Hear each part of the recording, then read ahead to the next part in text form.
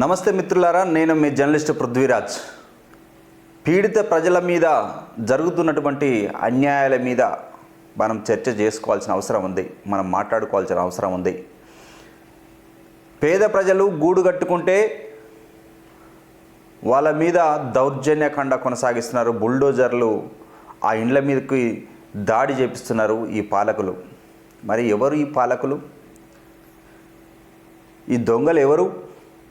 ఈ పాలన చేపడుతున్నటువంటి ఈ ప్రజాస్వామ్య ప్రభుత్వం అని చెప్పుకునేటువంటి దొంగలు ఎవరు? వీళ్ళ నేపథ్యం గురించి మనం మాట్లాడుకోవాలి. పేదలు గూడు కట్టుకుంటే వాళ్ళ మీద అన్యాయంగా వాళ్ళ ఇళ్లను కూల్చేస్తున్నటువంటి ఘటనలను మనం చూస్తున్నాం. ఇది ఇలా ఉంటే ఇంకో రకమైనటువంటి వివక్ష.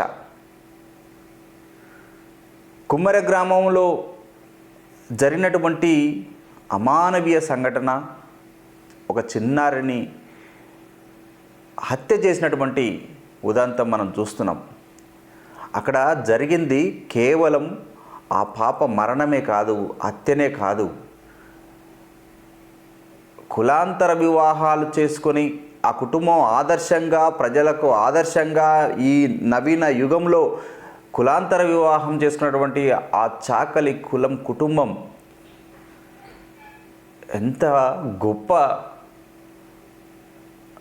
సమాజ స్థాపనకు, ఒక ఇద్దరు కొడుకులకు ఒక మాదిగ కులం నుంచి ఒక మాల కులం నుంచి పెళ్లి చేసుకుంది ఆ చాకలి అమ్మ.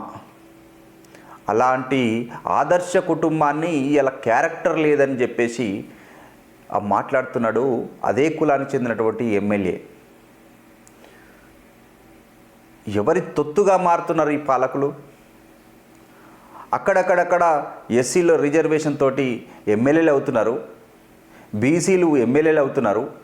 కానీ ఎవరి తొత్తులుగా మారుతున్నారంటే ఆ రోజుల్లో గడీల పాలన కొనసాగించినటువంటి ఆ నిజాం పాలనలో ప్రతి ఊరుకు ఒక భవనం నిర్మించి, ఆ గడి నిర్మించి, ఆ గడిలలో పాలన కొనసాగించినటువంటి దొరలు, ఆ రెడ్లు, వాళ్ళ గడీల పాలన అరాచకం, వాళ్ళ దగ్గర అంత సంపద పెట్టుకొని, వాళ్ళ దగ్గరనే భూములు పెట్టుకొని, వాళ్ళ దగ్గరనే సిరి సంపదలను పెట్టుకొని ఆ గడీలలో అనేక రకాల ఆకృత్యాలు జరిగినటువంటి సంఘటనలను ఈ చరిత్రలో మనం చూసాం. అలాంటి గడీలలో ఆ దొరలు చేసినటువంటి నీచమైన పనులు, ఎస్సీ బీసీల వాళ్ళ ప్రాణాలతో చెలగాటమాడినటువంటి ఆ రెడ్లు, ఆ వెలమలు, వాళ్ళ చరిత్ర ఎవరు మర్చిపోతారు? ఎస్సీ బీసీలు మర్చిపోతారా? అదే గౌడ, చాకలి, మాదిగ, మాల, ప్రతి కులం, కమ్మరి, కుమ్మరి, అన్ని సబ్బండ వర్గాలు వాళ్ళకు దాసోహమై పనిచేసినాయి. వాళ్ళ రక్త మాంసాలతోటి చెలగాటమాడిరు ఈ గడీల పాలనల. ఈ గడి గురించి మనం మాట్లాడుకుంటే రెవెన్యూ రికార్డులు మొత్తం, పల్లెల్లో ఉన్నటువంటి రెవెన్యూ రికార్డులు మొత్తం గడిలలోనే రాసినటువంటి పరిస్థితి. వాళ్ళే జమీందారులు, వాళ్ళే తహసీల్దార్లు, వాళ్ళే పాలకులుగా ఆ రోజుల్లో నిజాం పాలనలో వాళ్ళు భూములు మొత్తము, సంపద మొత్తము వాళ్ళ చేతులలో పెట్టుకున్నారు. ఇదే వెలమ, ఇదే రెడ్డి 100 ఎకరాలు వాళ్ళ చేతుల్లోకి తీసుకున్నారు, వాళ్ళ పేర్లు రాసుకున్నారు. మరి ఎస్సీ బీసీలు ఎక్కడ పోవాలి? ఈ సబ్బండ కులాలు ఎక్కడ పోవాలి?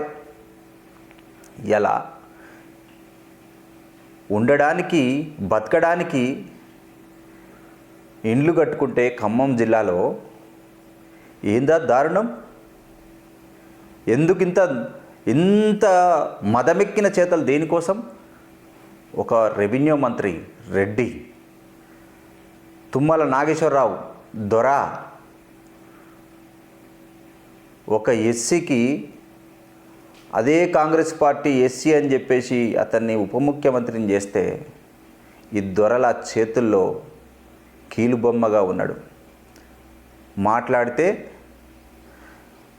నేను బహుజన పక్షపాతిని అంటాడు. కానీ ఏది నీ పక్షపాతం? నీ జిల్లాలో జరిగినటువంటి ఆ పేదల ఇండ్లను కూల్చేసి వాళ్ళందరినీ తీసుకుపోయి అదే అంబేద్కర్ భవనంలో పెడితే నీ ఉప ముఖ్యమంత్రి పదవి ఏం చేస్తుంది? ఇదే మీ అన్న మల్లు రవి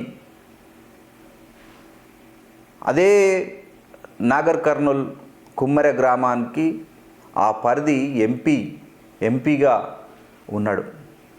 ఏం చేస్తుండు? ఎవరి కోసమయ్యా మీరు పనిచేసేది? ఇదే రెడ్లకు, ఇదే రావులకు వంగి దండాలు పెట్టి మీ పదవులు కాపాడుకుంటున్నారు కదా. చరిత్ర మర్చిపోయారా?